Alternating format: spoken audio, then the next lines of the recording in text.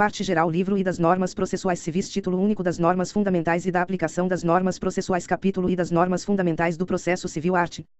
Primeiro, o processo civil será ordenado, disciplinado e interpretado conforme os valores e as normas fundamentais estabelecidos na Constituição da República Federativa do Brasil, observando-se as disposições deste Código. Art. Segundo, o processo começa por iniciativa da parte e se desenvolve por impulso oficial, salvo as exceções previstas em lei. Art. Terceiro, não se excluirá da apreciação jurisdicional ameaça ou lesão a direito. Primeiro, é permitida a arbitragem, na forma da lei. Segundo, o Estado promoverá, sempre que possível, a solução consensual dos conflitos. Terceiro, a conciliação, a mediação e outros métodos de solução consensual de conflitos deverão ser estimulados por juízes, advogados, defensores públicos e membros do Ministério Público, inclusive no curso do processo judicial. Art. Quarto, as partes têm o direito de obter em prazo razoável a solução integral do mérito, incluída a atividade satisfativa. Art. Quinto, aquele que de qualquer forma participa do processo deve comportar-se de acordo com a boa-fé. Art. Sexto, todos os sujeitos do processo devem cooperar entre si para que se obtenha, em tempo razoável, decisão de mérito justa e efetiva. Art. Sétimo, é assegurada às partes paridade de tratamento em relação ao exercício de direitos e faculdades processuais, aos meios de defesa, aos ônus, aos deveres e à aplicação de sanções processuais, competindo ao juiz zelar pelo efetivo contraditório. Art. Oitavo, ao aplicar o ordenamento jurídico, o juiz atenderá aos fins sociais e às exigências do bem comum, resguardando e promovendo a dignidade da pessoa humana e observando a proporcionalidade, a razoabilidade, a legalidade, a publicidade e a eficiência. Art.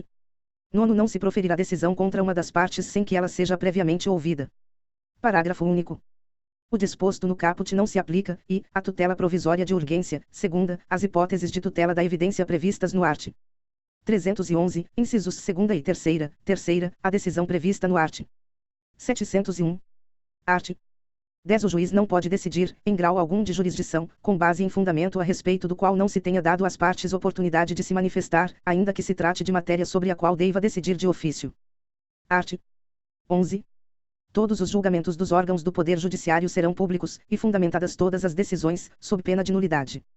Parágrafo único. Nos casos de segredo de justiça, pode ser autorizada a presença somente das partes, de seus advogados, de defensores públicos ou do Ministério Público. Art. 12. Os juízes e os tribunais atenderão, preferencialmente, a ordem cronológica de conclusão para proferir sentença ou acórdão. Redação dada pela Lei nº 13.256, de 2016, vigência. Primeiro, a lista de processos aptas a julgamento deverá estar permanentemente à disposição para consulta pública em cartório e na rede mundial de computadores.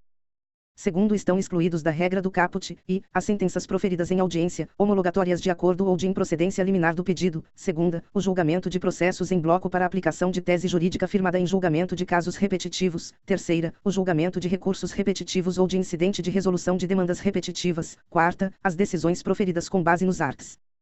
485 e 932, v. O julgamento de embargos de declaração. Sexta, o julgamento de agravo interno. Sétima, as preferências legais e as metas estabelecidas pelo Conselho Nacional de Justiça. Oitava, os processos criminais, nos órgãos jurisdicionais que tenham competência penal. Nona, a causa que exija urgência no julgamento, assim reconhecida por decisão fundamentada. Terceiro, após elaboração de lista própria, respeitar-se a ordem cronológica das conclusões entre as preferências legais. Quarto, após a inclusão do processo na lista de que trata o primeiro, o requerimento formulado pela parte não altera a ordem cronológica para a decisão, exceto quando implicar a reabertura da instrução ou a conversão do julgamento em diligência. Quinto, decidido o requerimento previsto no quarto, o processo retornará à mesma posição em que anteriormente se encontrava na lista.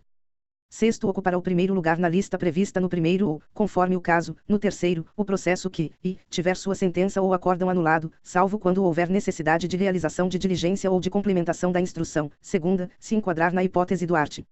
1040, inciso 2º.